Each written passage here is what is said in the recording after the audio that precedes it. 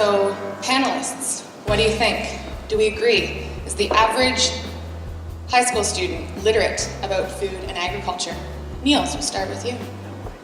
Can you hear me? Yeah. I think I agree with that poll. Like, I don't think everyone's completely literate. Like, just talking from people I went to high school with, and I grew up in Woodstock, which is basically an agriculture town, and there's plenty of people that have basically no idea where their food comes from or like what's in their food, which is crazy for such a small town. Okay, how about in Toronto, Alana?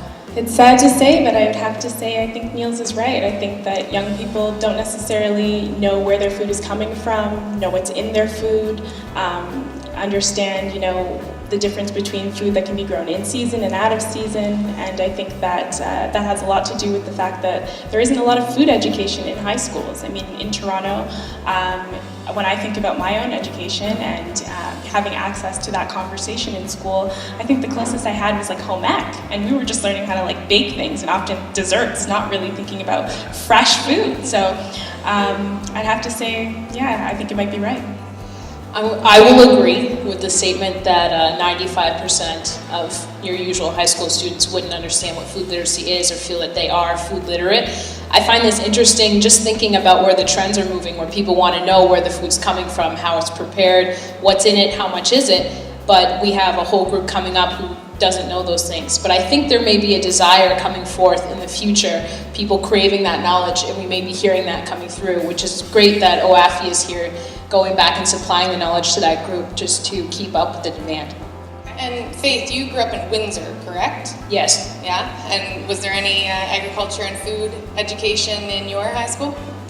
None that was formal.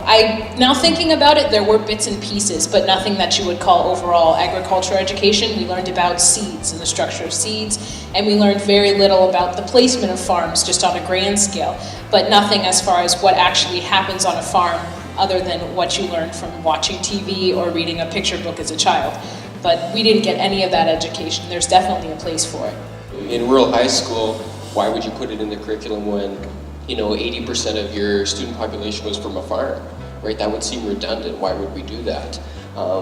When you get to the urban side, 100% of the people aren't from a farm. They might be from the acreage. So there's kind of two sections to the coin, especially in Saskatchewan, because it is such a rural-based province up until the last maybe 10 to 20 years. Everyone grew up on a farm, so everybody knew where the food came from. So it didn't need to go into a curriculum in the classroom because everybody already had that working knowledge. So outside of from my education being a farm kid, there's no formal ag education in a rural Saskatchewan classroom.